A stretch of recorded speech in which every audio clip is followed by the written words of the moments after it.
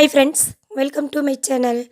இன்னைக்கு வீடியோவில் பார்த்தீங்கன்னா அரை கப் உளுந்து அரை கப் பச்சரிசி வச்சு அருமையான ஒரு ஹெல்த்தியான ரெசிபி பார்க்கலாம் வாங்க. வீடியோ போகிறதுக்கு முன்னாடி நம்ம சேனலை புதுசாக பார்க்குறவங்க மறக்காமல் சப்ஸ்கிரைப் பண்ணிடுங்க. கூடவே ஆல் பட்டனையும் கிளிக் பண்ணிடுங்க. ஃபஸ்ட்டு நம்ம குக்கரை அடுப்பில் வச்சுக்கலாங்க. இதில் பார்த்தீங்கன்னா நான் அரை கப் அளவு உளுந்து எடுத்துருக்கிறேன்.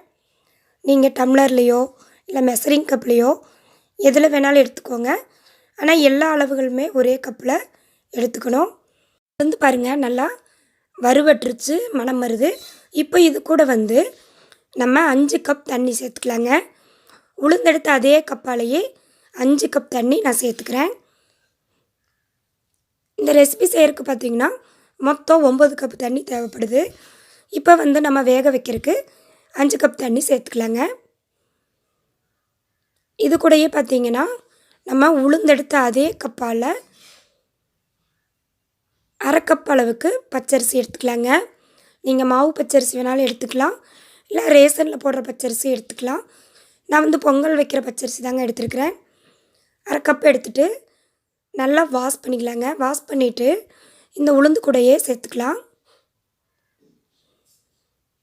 கூடவே பார்த்திங்கன்னா 3 பல் பூண்டு, இந்த கஞ்சிக்கு தேவையான அளவு ஒரு 3/4 டீஸ்பூன் உப்பு சேர்த்தா சரியாக இருக்கும்.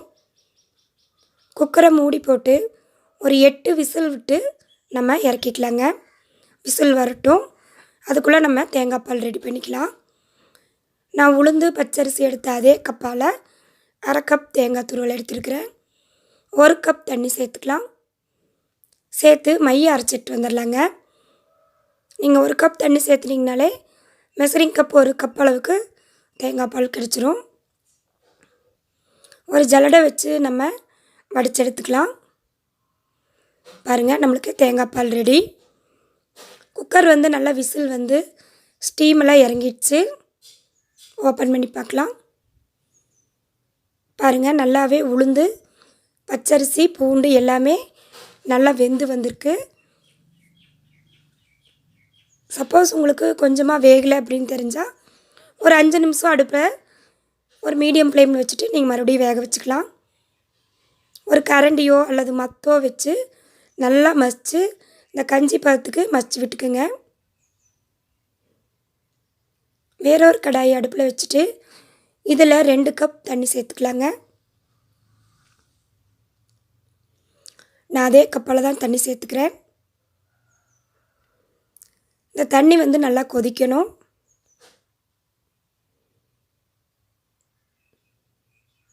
பாருங்கள், தண்ணி நல்லா கொதித்து வந்துருச்சு. ஸ்டேஜில் பார்த்திங்கன்னா நம்ம அரிசி உளுந்த இது கூட சேர்த்துக்கலாங்க. சேர்த்துட்டு ஒரு கப் தண்ணி சேர்த்து குக்கரை அப்படியே அலசி இது கூட சேர்த்துக்கலாம். அடுப்பு கண்டிப்பாக லோ ஃப்ளேமில் தான் இருக்கணுங்க, இல்லாட்டி அடிப்பிடிக்கிறதுக்கான வாய்ப்பு இருக்குது. ஒரு முறை நல்லா கலந்து விட்டுருவோம்.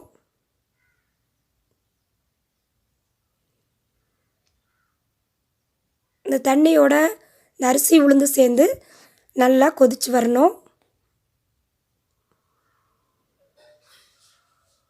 நம்ம 1 நிமிஷத்துக்கு ஒரு டைம் நல்லா நம்ம கிளறி விட்டுடலாங்க.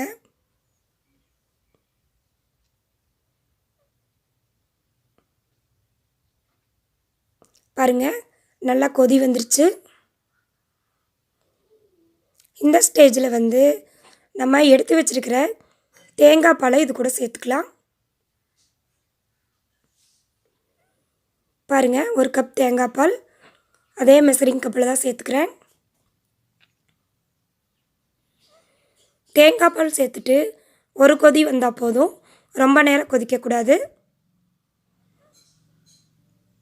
பாருங்கள், ஓரங்கள் எல்லாம் லேசாக கொதி வர ஆரம்பிச்சிருச்சு. ஒரு டைம் கொதிச்சிருச்சு. இனி ஒரு 1/4 டீஸ்பூன் போல் பெப்பர் பொடி சேர்த்துக்கலாங்க. இது உங்களுக்கு விருப்பம் இருந்தால் சேர்த்துக்கலாம், வேண்டாட்டி நீங்கள் ஸ்கிப் பண்ணிடலாம். ஏன்னா இந்த காரம் உப்பு இந்த பூண்டு வாசம் இதெல்லாம் சேர்ந்தால் தான் இந்த உளுந்தங்கஞ்சி ரொம்ப டேஸ்ட்டாக இருக்கும். நம்ம நல்லா ஒரு ஆரோக்கியத்துக்கு ஒரு இடுப்பு எலும்பு வலுப்பெற அருமையான உளுந்தங்கஞ்சி ரெடி ஆயிடுச்சு. கண்டிப்பாக இந்த ரெசிபி ட்ரை பண்ணி பாருங்கள். பார்த்துட்டு லைக் பண்ணுங்கள், ஷேர் பண்ணுங்கள், கமெண்ட் பண்ணுங்கள். சேனலை மறக்காமல் சப்ஸ்கிரைப் பண்ணிடுங்க.